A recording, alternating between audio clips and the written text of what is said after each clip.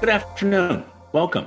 My name is Ivo Dalder, the president of the Chicago Council on Global Affairs, and thank you for joining us for this afternoon's program, the Trump versus Xi Superpower Showdown. Today's program is part of our China's Changing Landscape series, which is generously sponsored by the Dr. Scholl Foundation. Before we start the conversation, please note that the Council is an independent, nonpartisan membership organization. We'll be on the record, but the views expressed by the individuals we host are their own, and they do not represent the institutional positions or the views of the Council. We'll spend the next 45 minutes discussing U.S.-China relationships, and we'll start with a moderated discussion and then go to your questions. So please type into your browser ccga.live, ask your question there, or vote on the questions that are already there to see, and I will pose them to our panelists.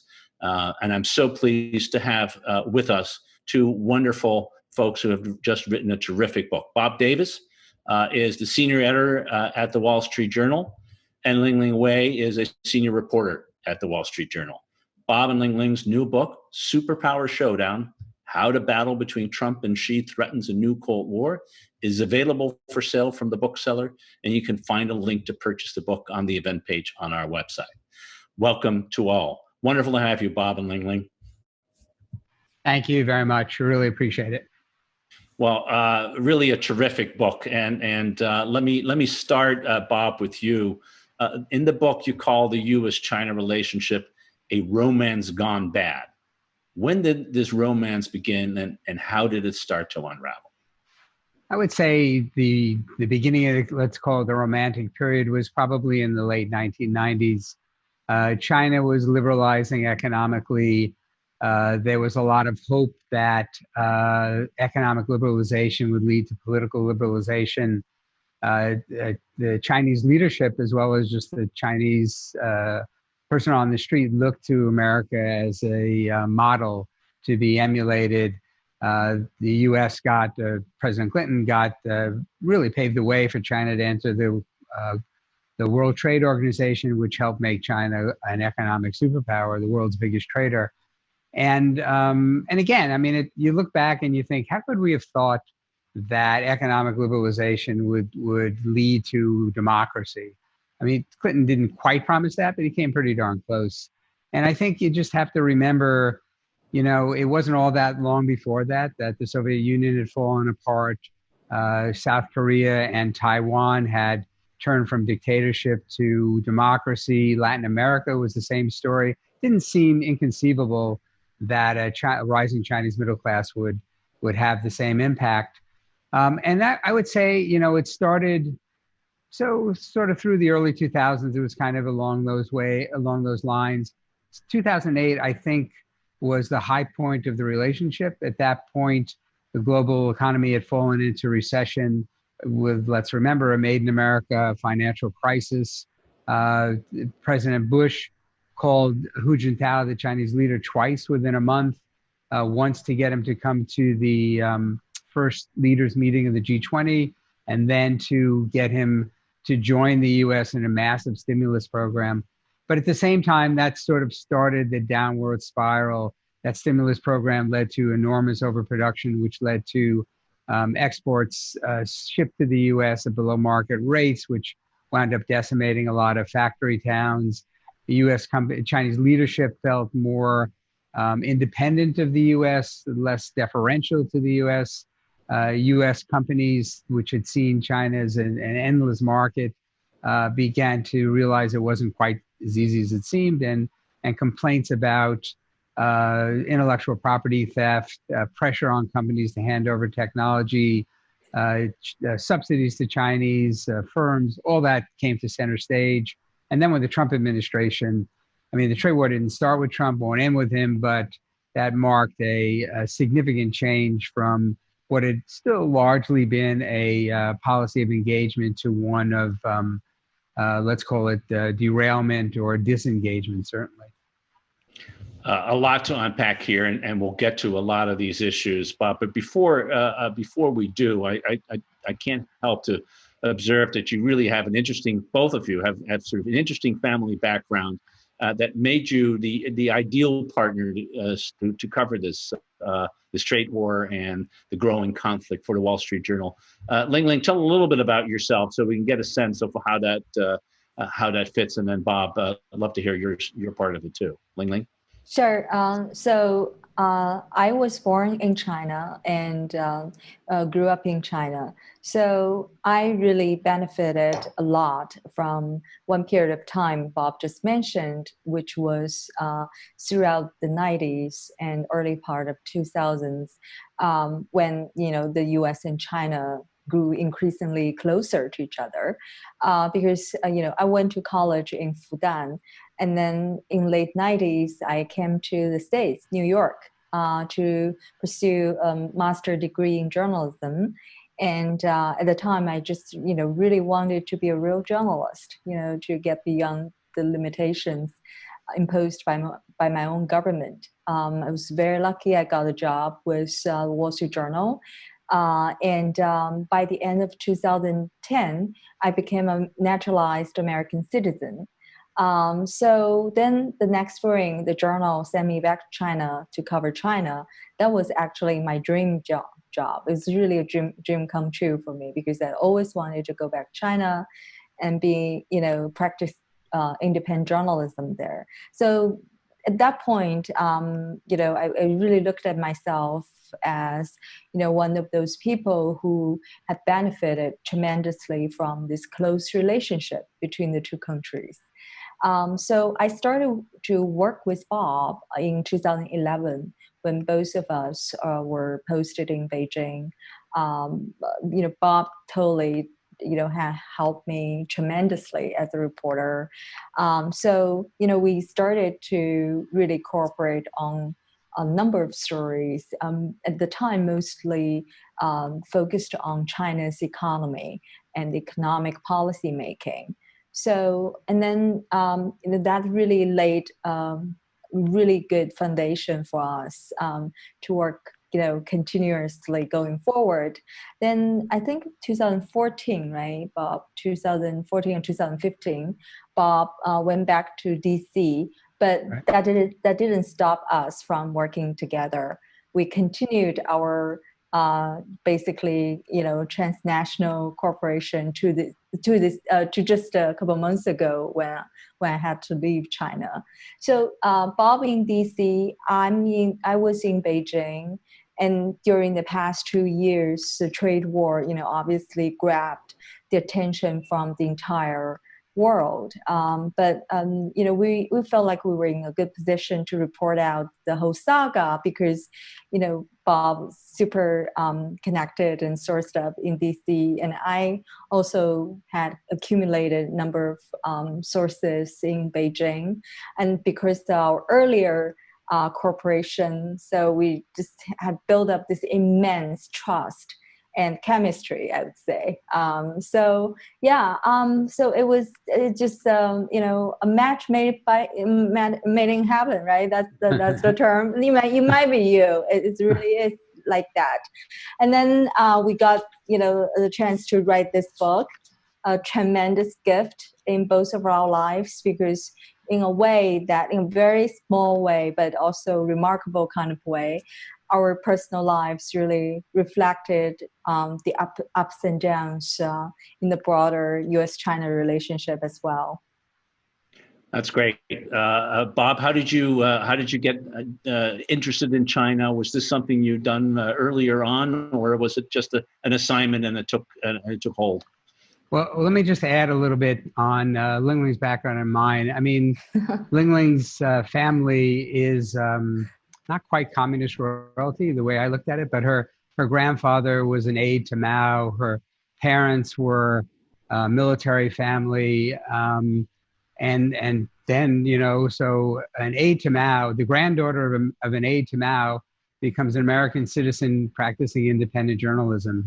I believe her family's story is the story of modern China. And for my family, it's different. My father was a luggage manufacturer in Brooklyn, where I am at the moment, when New York actually had a garment industry and no longer does. He was in business in the 50s and 60s. did well. Anticipated the rise of well, he didn't anticipate the interstate commerce, the interstate highway system, but he benefited. There were traveling salesmen everywhere, needed good luggage. But what he definitely didn't see, was the competition from Asia. It wasn't China at that point. It was a little too early for China, but it was Korea. And he didn't anticipate it. He wound up going broke, actually. But he wasn't the sort of person who held a grudge. He didn't rail about Asian competition and so on. And it took me kind of a surprisingly long time to understand that I was covering the global forces that had, negatively affected my family. And so I think in a small part, my family represents, the impact of Asian competition, and Ling Ling's family represents the emergence of Asia, emergence of China in particular. It does fit really nicely together, doesn't it? So no wonder that you decided to write this book. And let me, on the book, let's start with a sort of a big way to think about it. In some ways, you've described two forces that can drive change. One is the force of people, of the individuals who are part of it, and your personal stories tell part of that. But the other are the structural factors, the big changes in the balance of power, with China rising, with the changing nature of globalization. And I guess the first question I'd ask, how do you look at this relationship? Is this an inevitable outgrowth of structural change, that more competition, we'll talk about the nature of that competition down the road, but more competition is happening, or does it require particular individuals to push it one way or the other? How should we look at this? Well, from the U.S. perspective, I mean, it's an axiom, a Washington axiom, that people are policy, and that's certainly the case. As I said, the confrontation with China didn't begin with Donald Trump. It's too simple just to say, the guy campaigned on whacking China and carried it through when he became president. However, people do matter. I mean, the president himself, as I say, one of his major campaign themes was China. China was ripping off the U.S. And it wasn't just China, as he said over and over again. It's your leaders. You're being sold down the river by your leaders. You're being ripped off by, a foreign power. It fit in perfectly with his, fairness theme. And the theme of standing up for the little guy, which was enormously important to him. However, having said all that, and he also threatened, tariffs that were on, 50% tariffs on Chinese goods. Even at the height, he never did that when he was president. But even, despite all that, he didn't come in, ready to rock on China whatsoever. And he actually was fairly split about it. So we write in the book about a blue-collar Trump, kind of reflecting what I had just said, and a Wall Street Trump, because he cared enormously about whether the market was going to go up or down, and the the confrontation, the way he carried out the confrontation, sometimes greatly affected the market, which he took as, impacting his ability to get reelected, and also his aides. On the hawkish side, people like the trade representative Bob Lighthizer, or the trade advisor Peter Navarro, or Wilbur Ross at times, folks like that, and would play on one end. They'd play to the blue-collar Trump, and then you had people who were dovish on China. They thought China was a problem, but there were a lot of problems in the global economy. People like Steven Mnuchin and whoever the NEC chairman happened to be at that time. And, they would play to different parts of this kind of split personality on China. And you could see, at various times, one camp would be up, one camp would be down, and Trump never gave one camp its head at the expense of the other, because he was undecided, really, as to how tough to be on China. Ling Ling, how do you see it from the perspective of what was happening in China, the relative balance between big change because of the structural transformation of China, the rise of its economic, its military power, and then the important personalities, particularly starting with the President Xi Jinping himself, who many back when he came to power were hoping would be a reformer and continue the growing openness of the markets, and turned out to be anything but that. How do we weigh the relative balance of the fact that the relationship is either going to be driven because China's just powerful, or it's driven in this way because it has certain leaders who want to be competitive? I would say both factors. In terms of China's rise, obviously, that made it more inevitable in a way that, China would have this kind of competition with our incumbent world power, which is the United States. So, some policies put forward by President Xi Jinping's predecessor, Hu Jintao, especially in the industrial policy arena, already showed that China had growing ambitions to be, a world leader in areas dominated by the U.S., notably the technology area. So, but it was also driven by personalities. Bob just gave a very thorough account about President Trump's leadership and how that, has been driving the China policy. In China, I mean, as you mentioned, Ivo, a lot of people misread President Xi Jinping because they looked at his background. He's really this story of modern China. He grew up in an elite communist revolutionary family, enjoyed all the privileges, given to that kind of family, but his life, abruptly just, basically upended by the Cultural Revolution. Spent 7 years in countryside feeding pigs and doing other manual labor. So a lot of people look at that background just would think, oh, that experience must have soured his belief on the party, or he probably would be more inclined to make changes to the political system so that China's political system wouldn't be so focused on just centered on one party. But, once we went back once again for the purpose of writing this book, we realized that experience not only didn't sour his views of the party, but further strengthened that his belief that all the sacrifice his generation, his father's generation made should never go to waste. And then another factor that led to a lot of people to misread him, myself included, was his experience in coastal, the wealthier areas in China. He governed Zhejiang province, Fujian province, and served as party secretary of Shanghai. All, those regions among the most developed regions in China, more Western oriented. And he did also encourage private businesses, during that period of time. So that led a lot of people, including me, think that, oh, he's a market guy. But yes, he did do all those things. But at the same time, throughout that period of time, he never strayed from, being, a loyal party member. He never really strayed from his belief from the party. In fact, when I was interviewing people in Zhejiang, entrepreneurs in the region that had interacted with Xi during, his time there, they said, he would allow us to do our thing as long as we basically, toe the party line. So it's very clear. Like, he made it very clear, you can do your thing, but you have to be loyal to the party.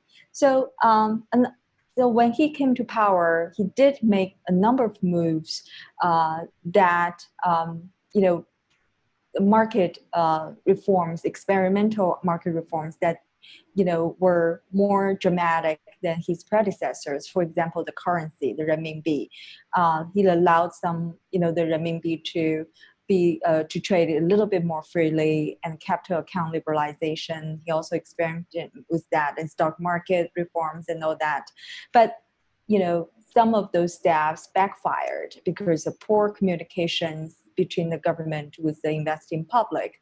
So when the market plunged, the government sent out basically what Chinese people dubbed as national teams to put out the fire. So that experience really sort of like spooked him in a way. Market failed, the state came to the rescue. So we laid out all those details in the book. But in short, he really, Bob came up with this brilliant way to describe Trump, Wall Street Trump, blue collar Trump. I kept wondering if there's a way to describe Xi.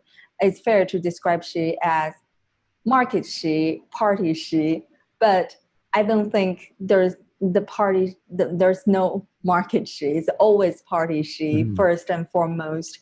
And he, when market, especially after he came to power, he made this China dream, building China as this global power on par with the US. That just inevitably means, more confrontations with the US, not just in the economic arena, but in other geopolitical areas as well. So that just, further confirms him as, very, a focused leader, very powerful, and then the most powerful, focused, and ambitious Chinese leader in recent history. Fascinating how these personalities and experiences come together, and then sort of are part of a larger set of forces. Let's talk about some of the issues that are central to the relationship and central to your book. And let's start, of course, with trade. In some ways, Bob, when Trump came to office, there was this sense that a deal was possible. Clearly, when you talk to the business community here in the United States, there were grievances that the business community had, but there was the sense, yes, there's a way to deal with this. We can get a deal. And if you look now, today, you'd say, really, are we really ever really going to get a significant trade deal between the United States and China, between Trump and Xi? Were we wrong in the beginning, or are we wrong in the assessment now, or how has it changed? Well, I think there's always kind of a split as to what do we really want out of China. I mean, what the business community wanted were structural changes in China. Relief from pressure to transfer technology, Chinese state-owned firms not to be subsidized as much, to compete, sort of on a capitalist model, basically, and for the U.S. to put together a plan that would help American companies compete effectively with China on technology and other issues. And also, the million nagging regulations and, practices that China has that would disadvantage companies in either exporting to China or more generally companies that were based in China or had facilities in China. So there's that, which are totally legitimate issues. But that wasn't the president. The president's been pretty clear what he wants. He sees the world through the lens of a trade deficit and a bilateral trade deficit, the trade deficit between the U.S. and China. I think you'd find most any economist saying that is a very poor metric to judge anything by. But, economists don't run the government, right? I mean, the president, and particularly in this administration, to a unparalleled degree, the president set trade policy. I mean, Bill Clinton was very interested in trade. He was the great globalizer, but not in the kind of detail, give and take of negotiations that Trump was involved in. And so you had this split, from the beginning and through to the end. And what was the deal they came up with the end? The deal in the end was largely purchases. There are some, things that can be claimed about, intellectual property, some of the regulations, certainly. But overwhelmingly, it is a deal about purchases, with China promising to make, even before COVID, promising to make purchases on a scale that they had never done before and that were very, very unlikely to ever carry out. With COVID, I think it's essentially inconceivable. The only way they could do it is in the way that you would think the United States wouldn't want, which would be, the central government to order its companies to buy American products, even if they don't make sense economically. It would be encouraging the worst of China. I mean, I guess it's conceivable they could do it that way, but you can see, I mean, it is, as I say, it's largely a purchase agreement, largely, in the president's mind to help out the farmers. So that's what you wound up with. I mean, as Lingling has pointed out, the big confrontation was about trade, and now the only thing holding the two countries together, or the main thing holding the two countries together, is this, this modest trade deal that they have. It's really a very bizarre turn of events. Let me remind our listeners that you can join the conversation by asking a question in your browser. Type in ccga.live and ask your question. We'll get to that in a minute or so. Lingling, Bob just helped me in my transition. I wanted to security issues in some ways, and for many years, the perspective from Washington as that China was a challenge, perhaps on the economic side, but on the security side, it seemed to be a relatively satisfied power. It was talking about peaceful rise, and we weren't really concerned about a large military presence in Asia, let alone globally, of China for many years. That's shifted 180 degrees now. This seems to be the number one driving force from Washington's perspective. Is that the right way to look at it? Is in fact China emerging as a security challenge, both in the region, given the actions it's taking in the East China Sea and the South China Sea, just over the last week or so in the Himalayas, and with regard to some of the disputed territories that it has? Or are we overestimating what this is all about? How should we look at this? I definitely think China has become increasingly assertive in the area of you just talked about.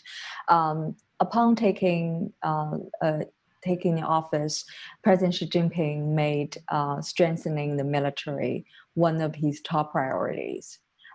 During the early years under his rule, there are two major priorities. One was this anti-corruption campaign, and the other was, a drastic shake-up of the military.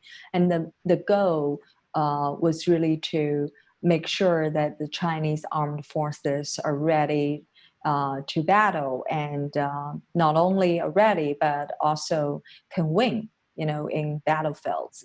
So he really spent a lot of time and effort, and has been, building up China's military capabilities. The examples you just raised, for sure, that's a reflection of that.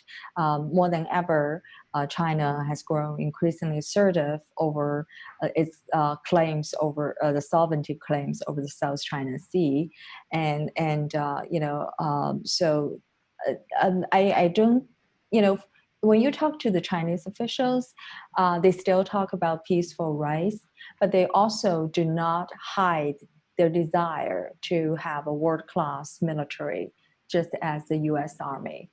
So, it's very clear. And also they felt there was a sense in China that, during previous administrations, the leadership didn't focus enough on the military. Like, they put a lot of energy on developing the economy, but, there was tremendous oversight over the military that led to rampant corruption and inefficiency, you name it.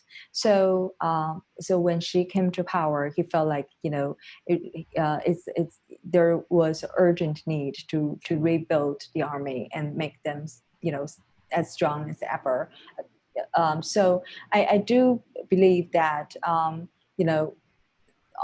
that front, I'm not a really expert on that area, national security, but I do believe that it's in line with this overarching China dream President Xi Jinping has been talking about. It doesn't just mean China should be strong economically. It also means a strong nation technologically, militarily, and geopolitically.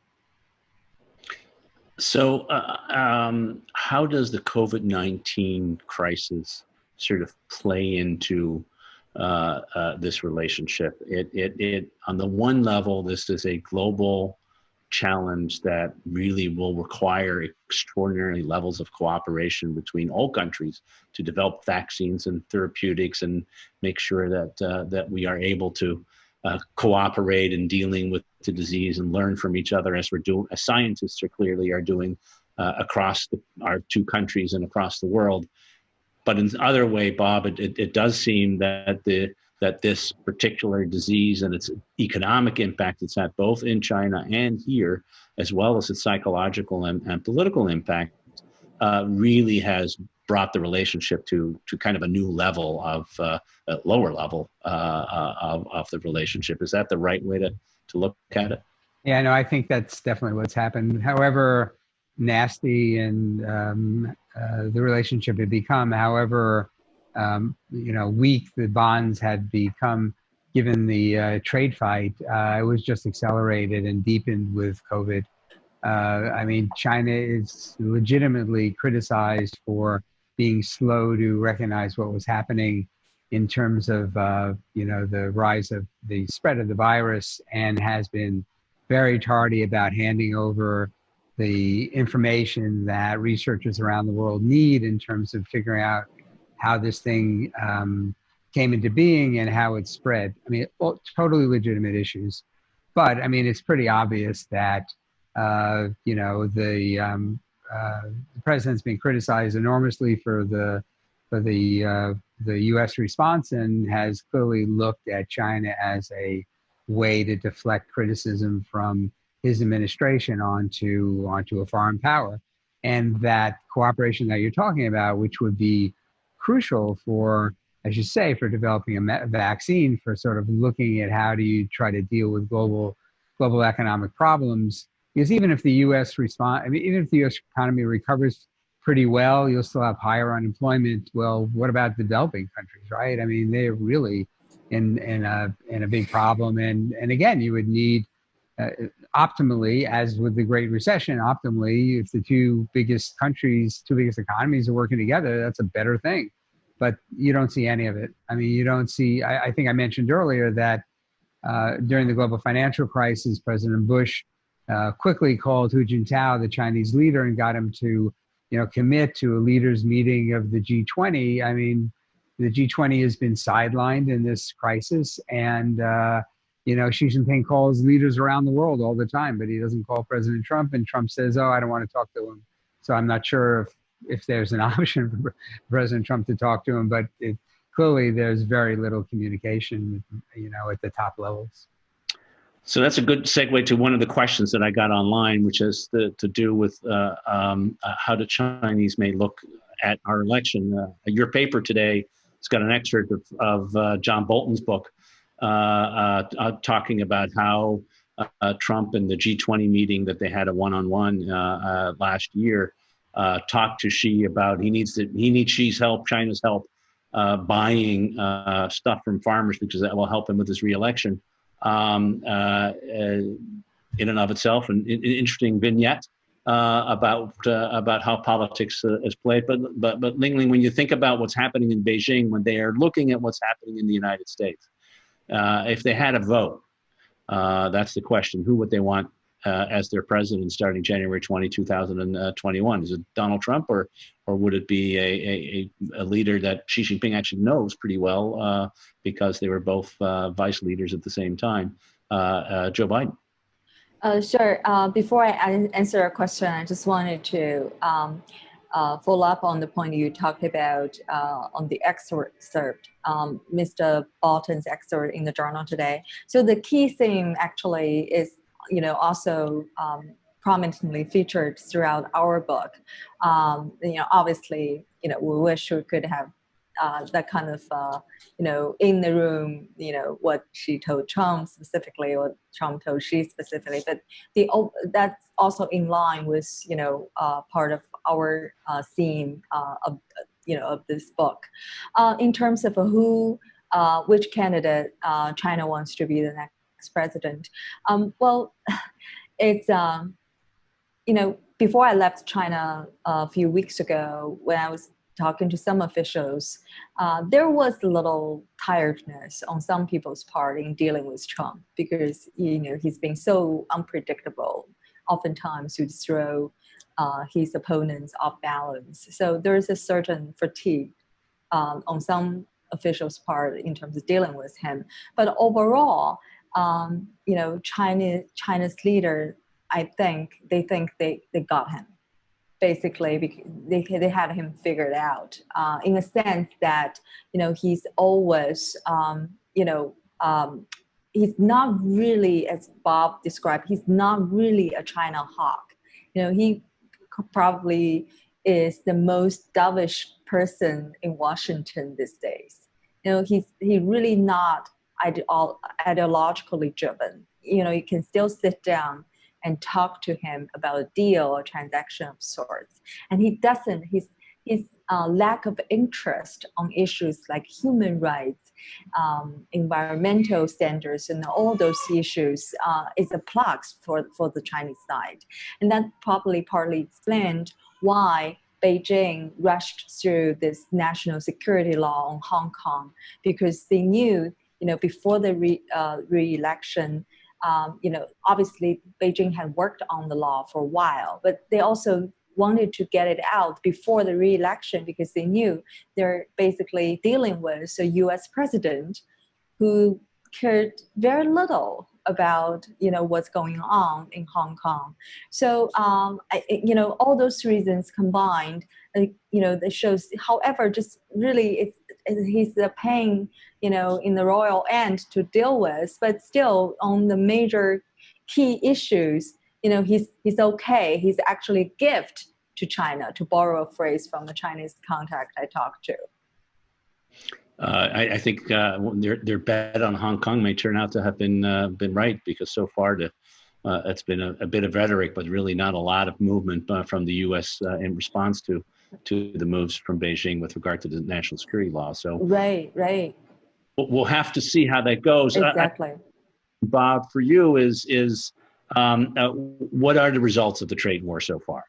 Do we have a clear winner in this trade showdown, or are we all losers? When hopes in trade, that we all are winners, but in this case, it seems to be that losing and winning is key to understanding it. How do we tell the result? I turn to my baseball. The way I look at it really is 3-3, bottom of the 17th. You're bringing in a pitcher from, you're turning your right fielder into a pitcher. I mean, I think there's just fatigue on both sides. What we have is a truce. That's what we have. We came in with a big confrontation, a big fight, resort to tariffs not seen since the 1930s, threat upon threat upon threat. And again, there'll be some more purchases and there'll be some improvements, but you have to question whether it was worth it. And also, the most difficult issues are pushed off until maybe a second round or maybe not. But at the moment, it's like a truce. It's essentially what it is. Great. Another question, Ling Ling, specifically for you, which relates to the expulsion of journalists, including yourself. And we talked about it before we went on the air, but what's the impact in terms of understanding and helping to understand China, and in your reporting on China, of having to have left the country pretty quickly?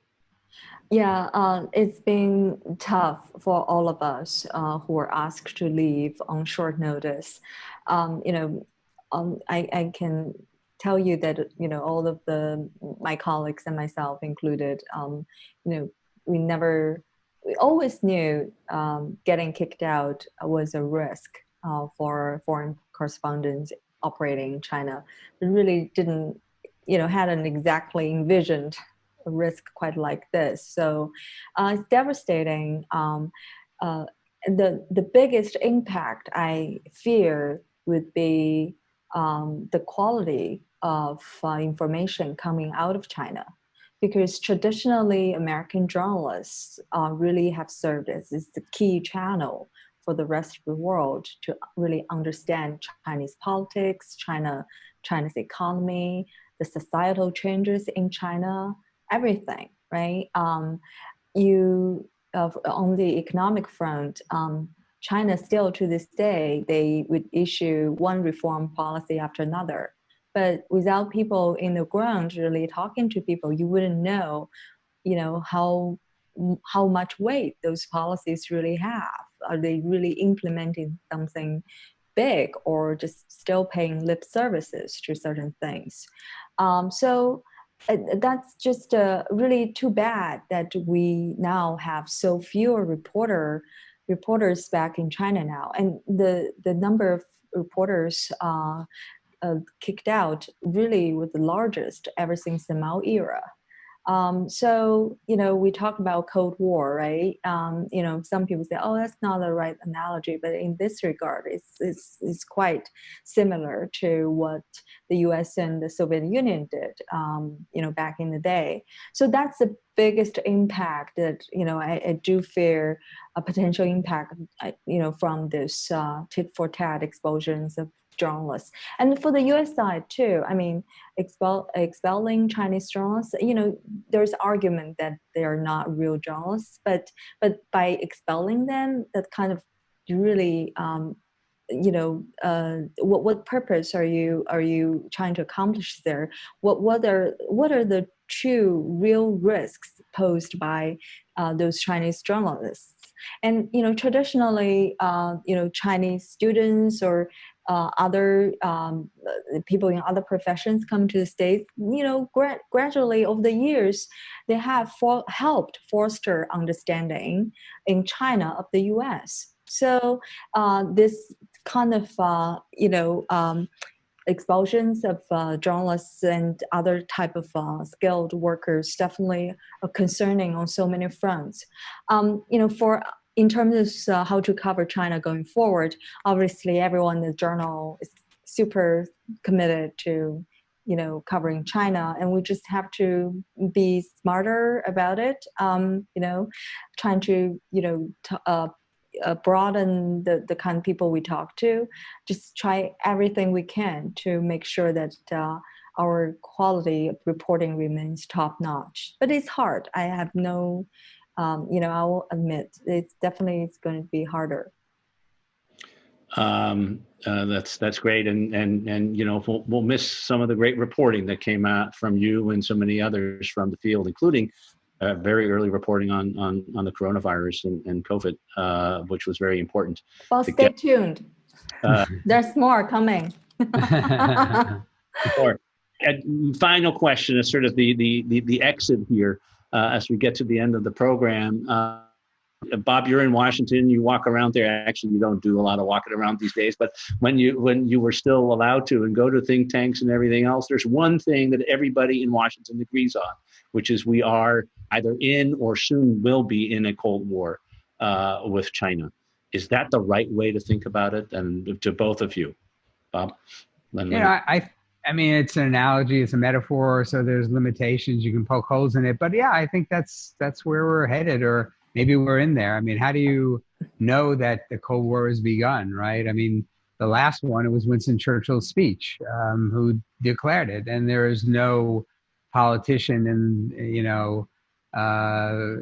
existing at the moment that had the moral authority and the experience that Winston Churchill did after World War II. So it's, again, it's a metaphor, it's an analogy, but I think it's pretty apt. And I think, let's say Biden were to win, I mean, I think there'd be a change in tone and so on, but it'd still be moving in that direction, and it would be difficult to change at this point. And how you see it, Ling? Well, from Chinese perspective, they really don't like the term Cold War. They think that's, it's just some US politicians who just want to see the relationship completely collapse. But it is what it is, as Bob explained. It's analogy we use to describe the relationship in the book. We think is the right kind of analogy, because even of course, it's unlike the Cold War between the US and Soviet Union, that was over nuclear capabilities and missiles and all that. But this time around, it's a kind of a historic standoff between two world powers over things like technology and overall global supremacy. And it's more complicated because China is so much bigger economy, and years of integration have led to these two countries become so intertwined. So it's not like we want a divorce, and don't have to worry about the costs at all. I mean, the costs can be huge, gigantic. So that's really one of the things we with this book we hope that can also get policymakers to think, if you really want to go down that road, have you thought through all the consequences and the costs? How effectively for both sides to deal with each other. I think that's a great way to end this really fascinating conversation. Bob Davis, Ling-Ling Wei, thank you so much for joining us this afternoon. A recording of the program will be available on our website and the YouTube channel and other social media platforms shortly. A reminder, Bob and Ling-Ling's new book, Superpower Showdown: How the Battle Between Trump and Xi Threatens a New Cold War, is available for sale by the bookseller. You can get a direct link to the book on our event page. Thank you all for joining. Bob and Ling, thank you so much. Thank you very much. Yes. Look forward to seeing you all soon in person. Thank you. Right. Mm-hmm.